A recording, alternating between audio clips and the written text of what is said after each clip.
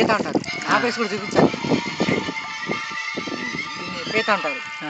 ఎక్కువగా వరిమాగడిలో ఎక్కువగా దొరుకుతుంది. ఎక్కువగా మన ఆంధ్రప్రదేశ్లో మాగాడి బాగా పండుతుంది. ఈ నెలలో ఉంటుంది. లోపలికి గొయ్యి తీసుకుని ఆ గొయ్యి లోపల నిద్రపోతుంది. పగలంతా నిద్రపోయి నైట్ మాత్రమే బయటకు వస్తుంది.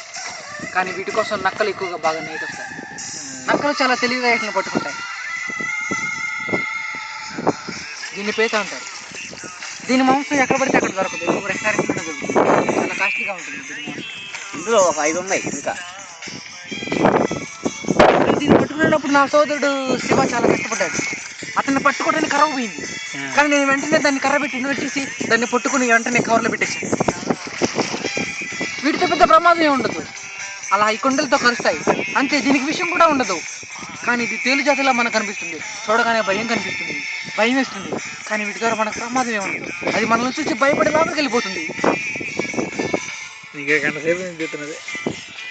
దీన్ని పీత అంటారు. ఇది నేను ఇలా పట్టుకున్నా, ఇది చనిపోయింది అనుకున్నారు, ఇది బతికే ఉంది.